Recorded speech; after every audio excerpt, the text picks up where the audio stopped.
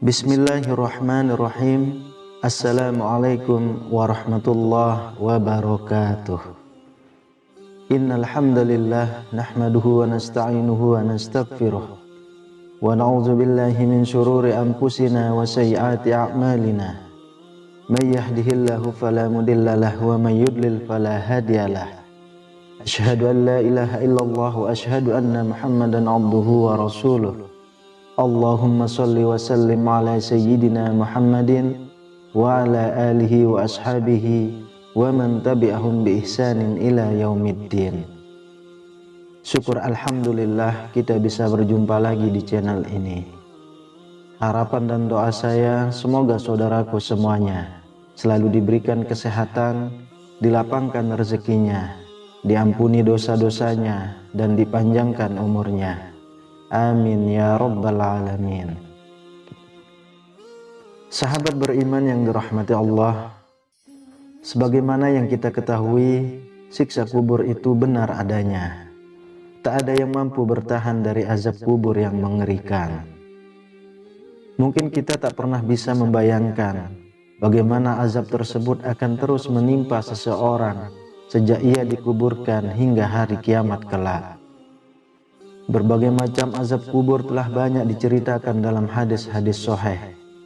Mulai dari disempitkan kuburnya hingga membuat remuk tulang-tulangnya, hawa panas neraka yang dibentangkan hingga barzah, ditemani seseorang yang berwajah gelap dan mengerikan jika banyak amal buruknya, dihantam kepalanya dengan batu, dibelah tubuhnya menjadi dua, dan masih banyak yang lain sebagainya.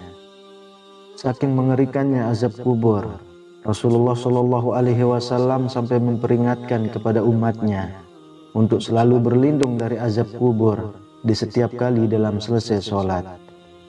Doa memohon perlindungan dari azab kubur ini bahkan sejajar dengan perkara mengerikan lainnya, seperti azab neraka dan fitnah Dajjal. Oleh sebab itu, bacalah selalu doa perlindungan dari azab kubur setelah selesai mengerjakan sholat atau saat usai membaca tasyahud akhir dalam sholat.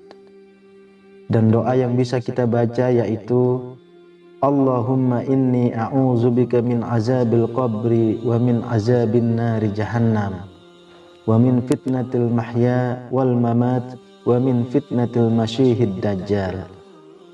Ya Allah, sesungguhnya aku berlindung kepadamu dari azab jahannam, azab kubur, dari fitnah kehidupan dan kematian, dan dari keburukan fitnah Dajjal.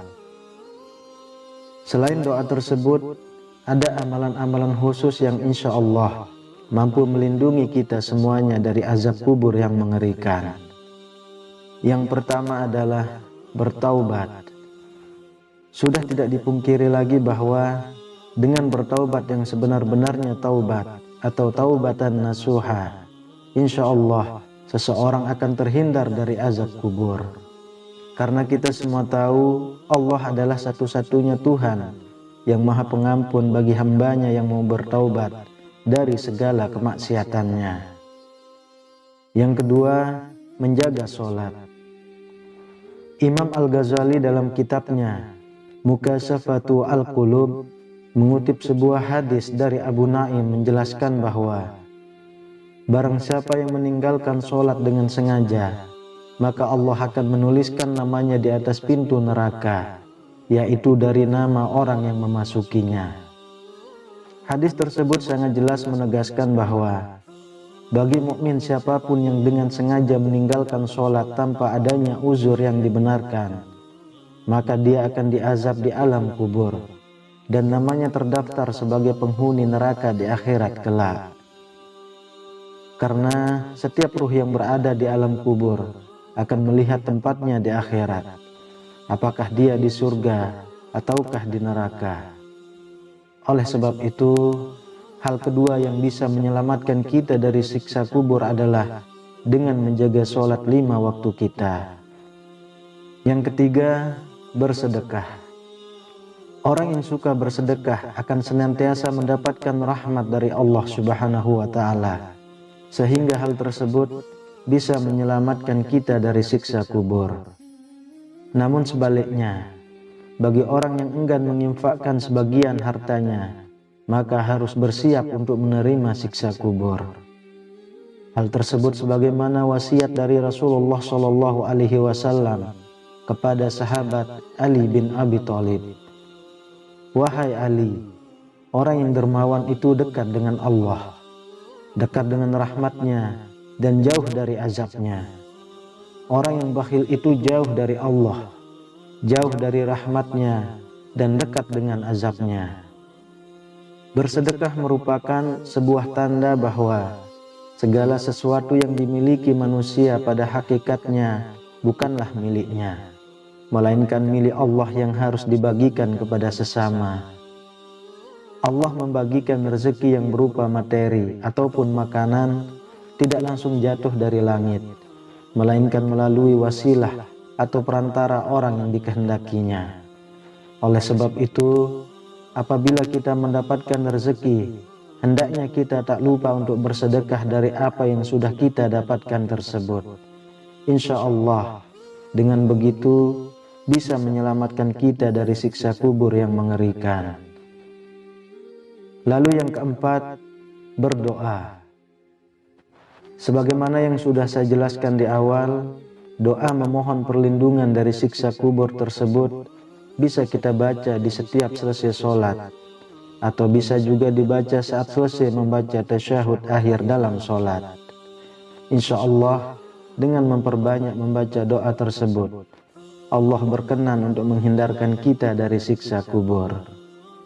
Kelima, membaca Al-Quran, terutama surah Al-Mulk. Ada beberapa riwayat yang menunjukkan keutamaan apabila kita rutin membaca surah Al-Mulk. Salah satunya adalah riwayat dari An-Nasa'i yang menyebutkan bahwa barang siapa yang membaca Tabarakallazi biyadihil mulk, surah Al-Mulk di setiap malam, akan terhalangi dari azab kubur. Oleh karenanya, para ulama besar sangat menganjurkan untuk mentadaburi surah Al-Mulk ini. Apabila kita belum mampu sekali selesai, maka boleh dicicil. Misalnya adalah 10 ayat pertama dibaca pada saat sholat qobliyah zuhur. Setelah itu, 10 ayat kedua dan ketiga bisa dibaca saat sholat asar dan maghrib. Lengkap sampai 30 ayat bisa dibaca di akhir malam atau sholat tahajud. Insya Allah, dengan begitu sudah cukup menyelamatkan kita dari siksa kubur. Bagi saudaraku yang belum hafal surah Al-Mulk, mulailah sedikit demi sedikit untuk menghafal bacaannya terlebih dulu. Karena surah Al-Mulk hanya terdiri dari 30 ayat saja. Setelah hafal bacaannya, mulailah dengan mentadaburi setiap ayat dari surah Al-Mulk itu sendiri. Hal ini bertujuan supaya saat kita membaca surah Al-Mulk, kita juga memahami makna yang terkandung di dalamnya. Yang keenam, mengamalkan isi Al-Quran.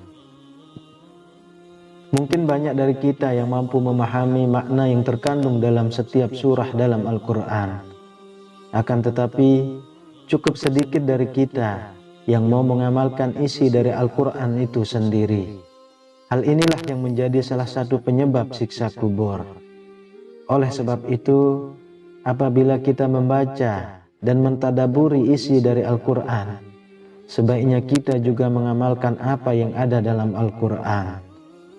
Setidaknya mulailah dari diri kita sendiri, dan jika sudah mampu mengamalkan dengan baik, amalkan juga kepada sesama muslim lainnya. Karena dengan mengamalkan isi dari Al-Quran, insya Allah kita juga membantu sesama muslim supaya selamat dari siksa kubur. Mari kita sama-sama berdoa. Semoga Allah Subhanahu wa Ta'ala senantiasa melindungi dan menjauhkan kita semua dari azab kubur yang sangat pedih. Amin ya rabbal alamin. Wallahu a'lam bishawab. Demikian yang bisa saya bagikan, semoga bermanfaat untuk kita semua. Assalamualaikum warahmatullahi wabarakatuh.